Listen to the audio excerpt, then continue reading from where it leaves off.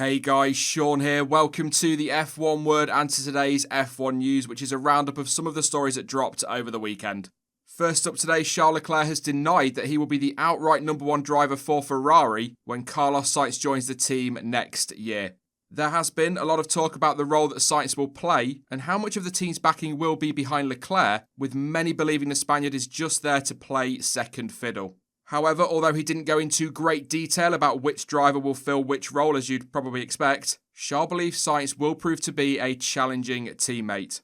I am not going to be number one at Ferrari. I think Carlos is a fabulous driver, and if that's not yet obvious to people, he will prove it at Ferrari from 2021. It will be a terrific challenge for me.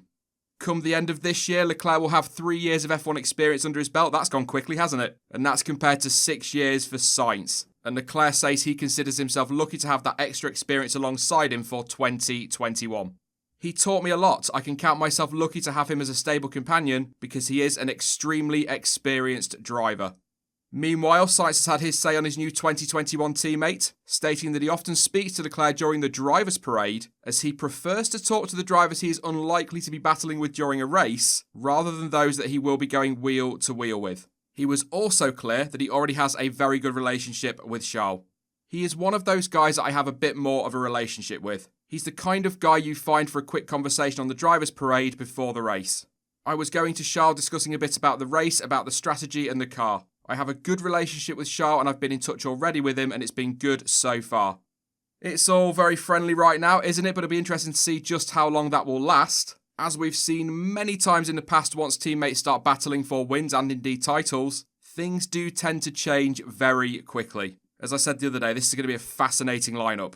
And this is actually the topic for today's question. How do you think Sainz will fare alongside Leclerc next year? You can, as ever, let me know your thoughts in the comment section down below, or you can vote on one of 4 possibilities by clicking on the poll at the top right of the screen, and I'll reveal the results in either a video or on social media later this week.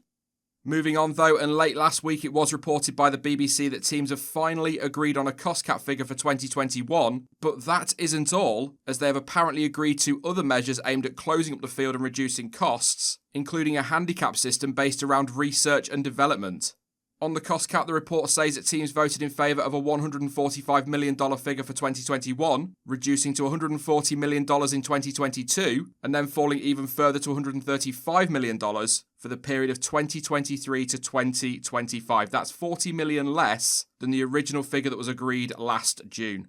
And as for the R&D handicapping, according to the BBC report, and I will quote it directly for this bit, there will be a defined benchmark amount of permitted wind tunnel time and computing data, and a sliding scale of allowance of that R&D depending on a team's finishing position in the previous championship.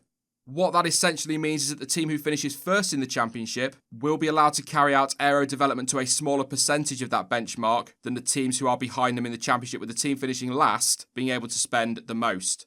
So for next year, it's been agreed that because the teams have got to develop a car for 2022 as well, the team who finishes first in this year's championship, let's say for argument's sake Mercedes, will be allowed to spend 90% of the benchmark figure, with a sliding scale of 2.5% increments, meaning the team in last place, again for argument's sake, let's say Williams, would be allowed to spend 112.5%. From 2022 onwards though, the team finishing first in the championship will be allowed 70% of that allowance, with a sliding scale of 5% increments, with the team that finishes last being allowed 115%. I have, as ever, put a link to the original report down below, and it is well worth a read because there's a lot more detail in there, including how it's all going to work when it comes to customer parts. Now, it must be stressed this is all still sources, and nothing has been officially confirmed at time of recording, but it is expected that the package will be put before the World Motorsport Council for approval this week. However, it's believed that will just be a formality and this will all be signed off. Renault boss Cyril Abiteboul has said that the team is in no rush to sign a 2021 teammate for Esteban Ocon, and that they would prefer to wait until the season has actually started. As I'm sure you're all very aware by now, Daniel Ricciardo will be leaving the team at the end of the year and make the switch to McLaren, and that has led to a lot of speculation over who could fill that seat, with Fernando Alonso, Sebastian Vettel and Valtteri Bottas all being heavily linked. However, Abiteboul says it's impossible to know where Renault are in terms of performance because we haven't yet seen a race this year, and as their place in the pecking order impacts how much the team spends and where they spend their money, they won't make any driver decisions until they know how competitive they are in 2020.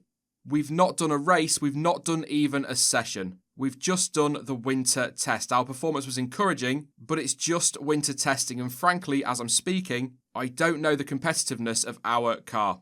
Our position is about taking the time to be properly informed to make sure that we make the right decision, because the next decision on drivers will be an important one, and most probably the driver who will join us for 2021 will stay for 2022. Beatbull did go on to add that he expects that there will be another domino effect of driver movement later in the year, and that is something that Renault will be a part of, but he's not expecting that to happen for a few months yet. And finally, but sticking with silly season, George Russell appears to be hoping that Mercedes take a leaf out of Ferrari and Red Bull's books and promote him to the championship winning team at some point soon. And while he accepts that both Hamilton and Bottas are getting the job done for the Silver Arrows, during an interview with Sky Sports F1, he pointed to the longevity Ferrari and others now have with their driver lineups, and that he's happy to see teams looking to the future. Mercedes don't have the junior program for no reason. Likewise, Red Bull and Ferrari. The whole goal is to try and develop a driver and bring them through into the main team. Obviously, it's a lot about timing as well. There is only 2 seats per team, and at Mercedes you've got Lewis doing the business, and he and Valtteri have been a great pairing for the last couple of years. So there must be a part of them thinking, why do we need to change? On the other hand, you start to look at the likes of Ferrari with Carlos and Charles. Arguably, they could be there for the next 4, 5, 6 years. It's great to see these teams looking for the future, and we'll see what's next. It is widely expected that Lewis Hamilton will sign a new deal with Mercedes for 2021, but once again, as seems to be the case every year at this point, all the speculation is apparently centred around Bottas' seat. Will Mercedes give Bottas another season? Will the Silver Arrows give Russell his chance? Or could we see them spring a surprise and sign Sebastian Vettel to partner Hamilton? It is going to be a very interesting silly season, but I guess right now it's just a case of watch this space. That is it for today's F1 news then. I will be back soon with more content as ever, but in the meantime, don't forget that you can of course follow me over on social media, and all of the links you need for that are in the description down below. But as ever, thank you for watching, and hopefully I'll catch you again in the next one. Bye bye.